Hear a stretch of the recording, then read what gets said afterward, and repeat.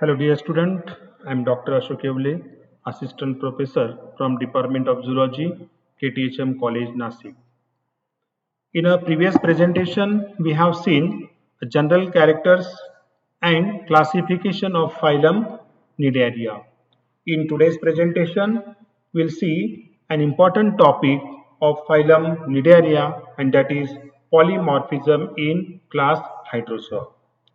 Generally, this topic is important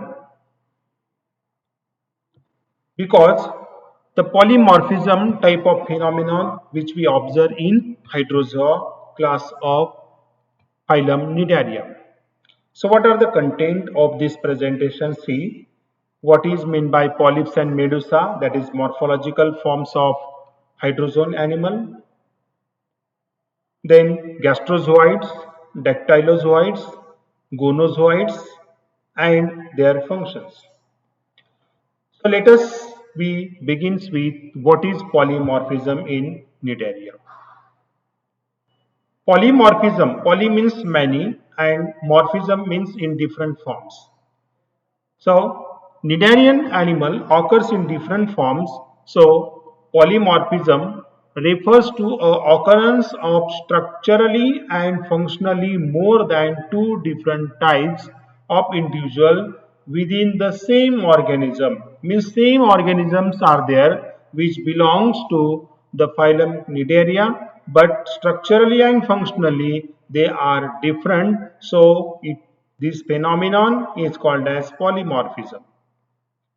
And the polymorphism is important characteristics of phylum Cnidaria, or we can say Coelenterata. Polymorphism characteristics feature of Cnidarian animal, particularly the polyps and medusa form, or of zooids with colonial organisms like those in Hydrozoa. So, in exam, there is a question asked for define polymorphism. So, you have to write the exact definition of polymorphism. 1 mark question is there. So, what is polymorphism? Polymorphism is a phenomenon which we occur in phylum Cnidaria of invertebrata. Polymorphism is nothing but the occurrence of structurally and functionally more than two different forms of individual within the same organism called as polymorphism. Then polymorphic forms in Coelenterata or Cnidaria means there are two main zooid forms, that is polyps form and medusa form. Coelenterate, which may be single or colonial, but the probability of coelenterate animal are colonial. They exist in two different forms, that is polyps and medusa. So what is polyps and what is medusa? See, first one, polyps. In case of hydrozoa, polyps has a tubular body with a mouth surrounded by tentacles, one end, while another end is blind and is usually attached to the pedal disc to the substratum. Suppose for example Hydra is there.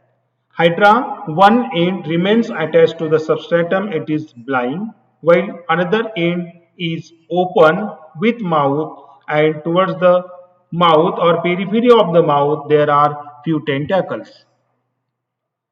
Polyps are generally sessile. Sessile means the body remains attached to the substratum or seabed, and they reproduce asexually by the process of budding. Means the bud which germinate on the body of polyps animal and the bud detached from the parental animal and the bud which grow into new animal. So these are the speciality of polyps. Means polyps zooid or polyps from coelenterate animal remains sessile, means the body remains attached to the substratum. Second, medusa.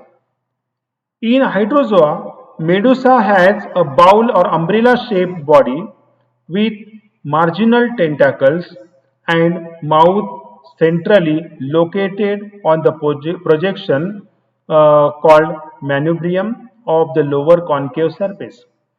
In case of polyps, mouth present at the apex end, while in case of medusa, due to umbrella shape, body shape, lower side there is a presence of mouth, and mouth surrounds with tentacles again. Medusa are generally motile. Polyps are non-motile. Body remains attached to the substratum. But in case of medusa, body are motile, means they are free swimming in water.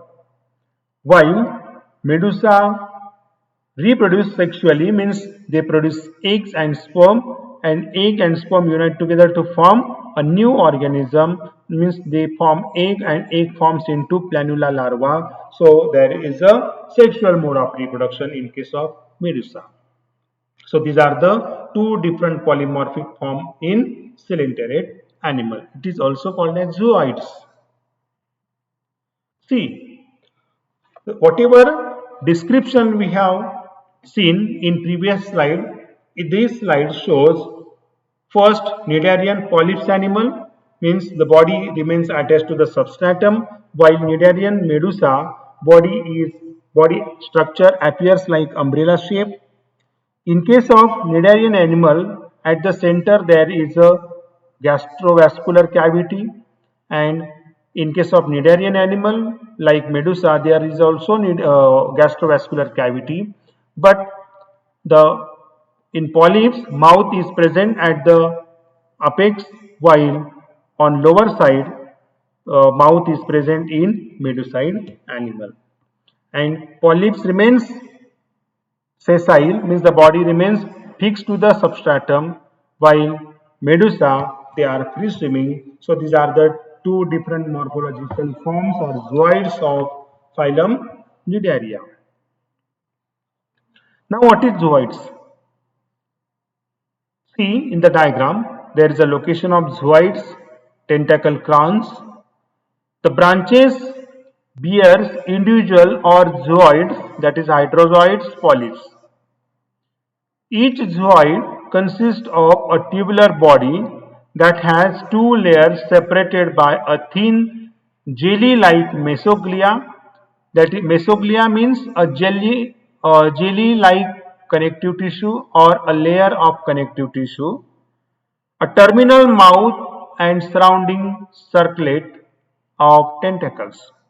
So in exam there is a ask question, what is mesoglia? Mesoglia is nothing but a layer of connective tissue present on the zooids of Cnidarian animal. These zooids help in the process of developing an organism on the substratum in the sea or ocean. Now, what are the patterns of polymorphism in hydrozoa? The degree of polymorphism varies greatly in different group of hydrozoa. That is, first one dimorphic and second trimorphic.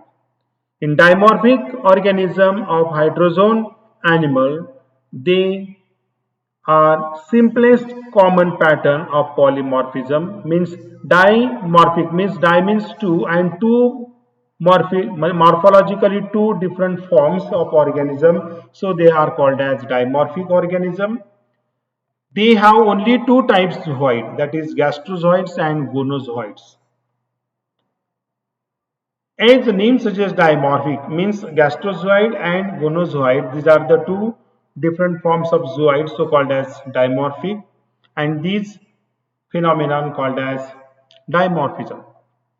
For example, tubularia. But in case of trimorphic, three types of zooids, that is gastrozoid, gonozoids and dactylozoids. The phenomenon of these three types of zooids called trimorphic polymorphism in hydrozoa. What are the functions? See, gastrozoids, which is responsible for feeding and asexual mode of reproduction. Similarly, gonozoids are responsible for sexual reproduction and dactylozoids is functionally non-feeding form and is responsible for defense. So, in case of trimorphic hydrozone polymorphic pattern, that is gastrozoid, gonozoid and dactylozoid, their functions are varies. Gastrozoids are responsible for feeding, gonozoids are responsible for sexual reproduction, and dactylozoids are responsible for offense and defense mechanism. So these three types of zooids occurs in hydrozone animal, so called as trimorphic, and while two only occur, that is gastrozoids and gonozoids, gastrozoids for feeding and gonozoids for sexual reproduction. So dimorphic and trimorphic forms of polymorphism which occurs in hydrozone animal. The dimorphic polymorphism in hydrozoa example tubularia, while trimorphic polymorphism in hydrozoa example is Aurelia or jellyfish. See, these slides showing gastrozoid, gonozoid and dactylozoids. In case of animals like in case of animal like Aurelia or jellyfish, these three types of zooids occurs. So it is trimorphic zooid polymorphism. In case of gastrozoid, it is useful for feeding. Gonozoid useful for sexual reproduction, while dactylozoid at the center, which is useful for offense and defense mechanism. So these three types of zooids occurs in Aurelia or jellyfish, which is free swimming cnidarian animal.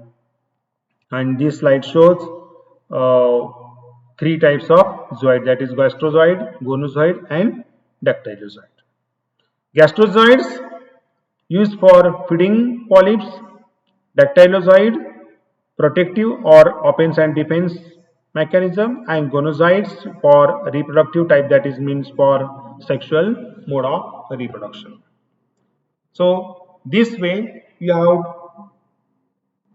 seen three different types of zooids, that is gastrozoid, gonozoid and dactylozoid polymorphism in cnidarian, mostly in hydrozone animal. In exam, there is a question arises, write the polymorphic colonies of hydrozoa or write the polymorphism in hydrozoa with reference to zooids, that is gastrozoids, dactylozoids and gonozoids.